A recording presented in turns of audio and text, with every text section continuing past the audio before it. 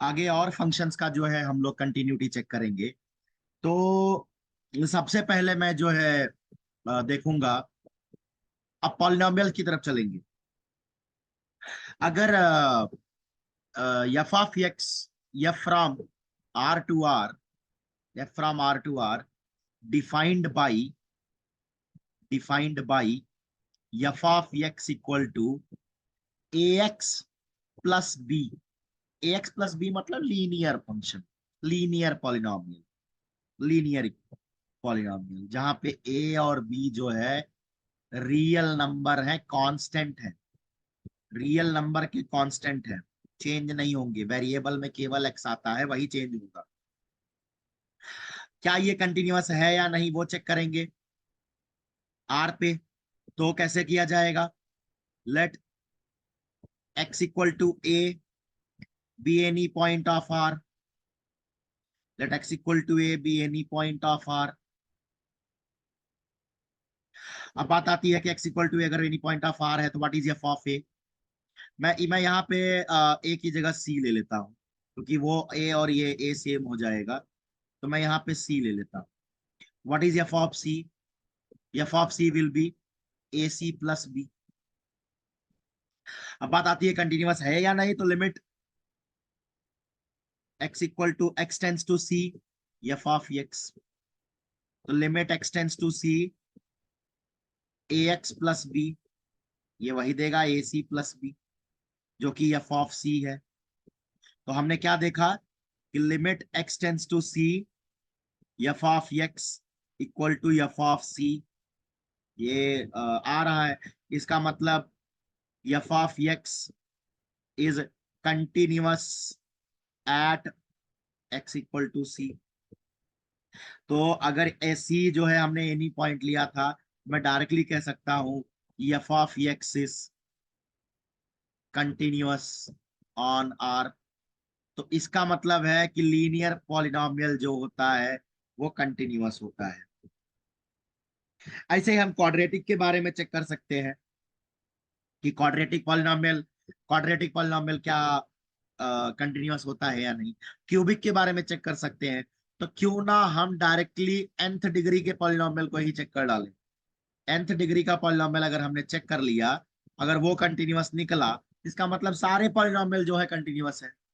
तो nth degree का polynomial दिखता कैसा है? F of x equal to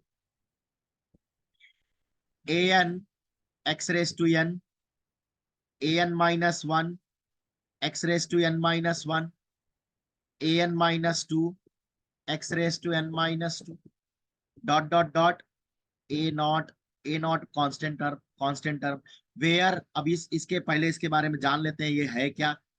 x belongs to r, x तो वेरिएबल है, और a1 a2 से लेकर के an जो है ये सारे कोइफिशिएंट है, कोइफिशिएंट्स है। कोइफिशिएंट है कहाँ पे? r के, रियल नंबर के कोइफिशिएंट है। अब बात आती है क्या ये कंटिन्यूअस होगा या नहीं होगा। तो मैं चेक कर लूंगा। लेट x इक्वल टू, यहाँ पे c पॉइंट ले लेता हूं ताकि a से डिफरेंट लगे, be any point of r,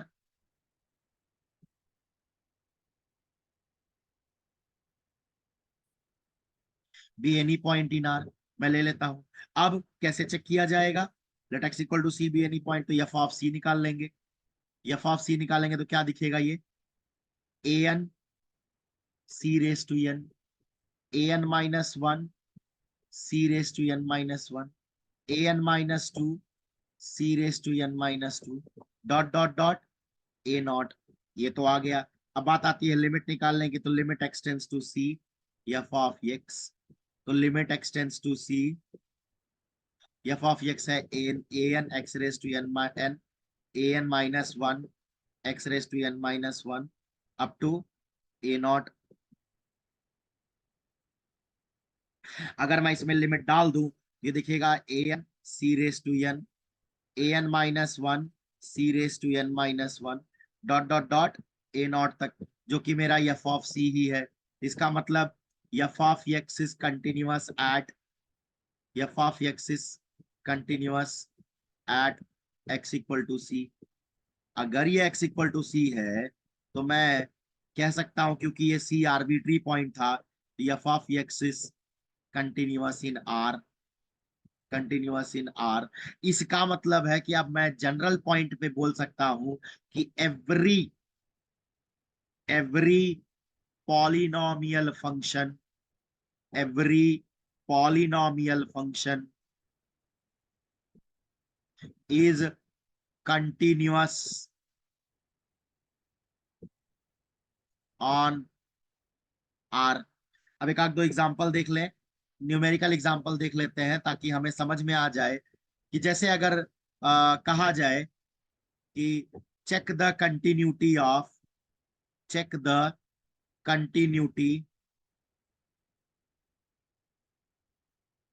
of f of x equal to 5x plus 1, x belongs to R at x equal to 1। तो यहाँ पे जो मेरा एफ ऑफ एक्स है, एफ ऑफ एक्स जो है वो है 5x+1, और एफ ऑफ 1 क्या आएगा, 5 × 1 + 1, 6 आ जाएगा। अब मैं लिमिट निकालू, लिमिट एक्स टेंड्स टू 1, 1 पे पूछा है तो 1 पे ही निकालेंगे, 5 of x+1, तो लिमिट एक्स टेंड्स टू 1, 5, यहाँ पे हम डायरेक्टली निकाल सकते हैं। अब तो ये तो मैं वैल्यू डाल दूंगा तो आंसर डायरेक्टली आ जाएगा, 5+1, 5 × 1 + 1, दैट इज 6, 6 मतलब एफ ऑफ 1। इसका मतलब मैं यहाँ डायरेक्टली कर सकता हूँ कि limit x tends to 1, f of x equal to F of 1। इसका मतलब F of x equal to 5x+1 is continuous at x equal to 1, is continuous at x equal to 1। एक तो तरीका ये था, डायरेक्टली भी लिख सकते हैं क्योंकि हर एक पॉलिनोमियल फंक्शन जो है कंटिन्यूअस होता है, तो इसलिए 5x+1 एक लीनियर फंक्शन है, लीनियर पॉलिनोमियल है, इसलिए वो कंटिन्यूअस है। आगे भी हम कह सकते हैं, आगे भी क्वेश्चंस को हम लोग इसी तरीके से अगर क्वाड्रेटिक इक्वेशन आया तो भी हम दिखा सकते हैं कि ये कंटिन्यूअस होगा, ठीक है। और एक्स स्क्वायर अकेला पूछा जाए कि क्या एक्स स्क्वायर 0 पे कंटिन्यूअस होगा या नहीं, तो उसी तरीके से दिखाया जाएगा, limit x tends to 0, f of x मतलब एक्स स्क्वायर है, और उसकी लिमिट एफ ऑफ 0 मतलब 0 आती है। आगे बढ़ने से पहले हम देखेंगे कि अलजेब्रा ऑफ कंटिन्यूअस फंक्शन क्या होता है।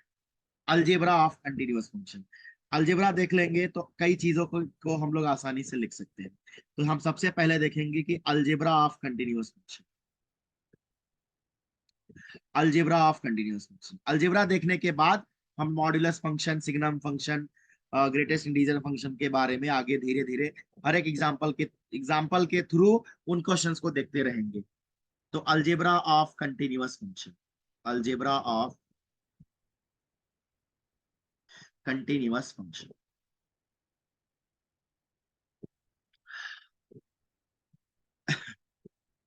जिस तरह से लिमिट का अलजेब्रा होता है वैसे ही कंटिन्यूअस फंक्शन का भी अलजेब्रा होता है।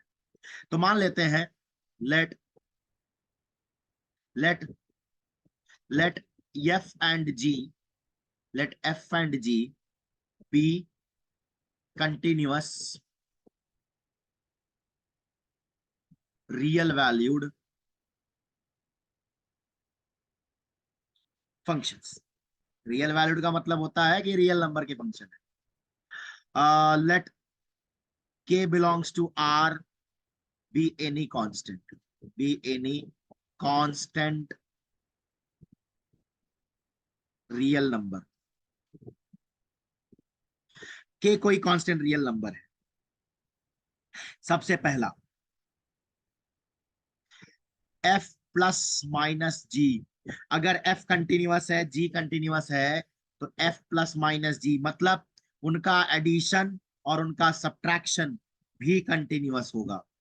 इस कंटिन्यूअस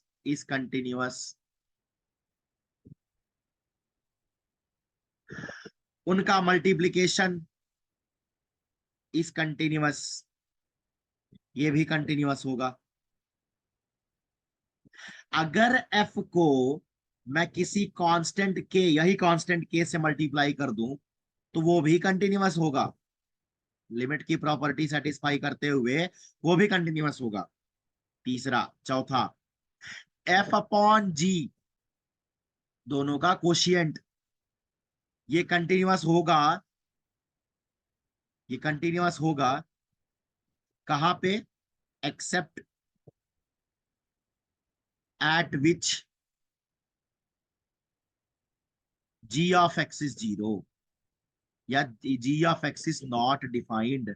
जहां पे, जहां पे जी अगर डिफाइंड नहीं होगा वहां पर ये फंक्शन जो है कंटिन्यूअस होने वाला नहीं है।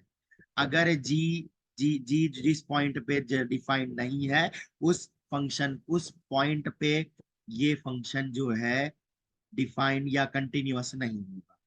ठीक है, इसी तरह 1/f भी कह सकते हैं।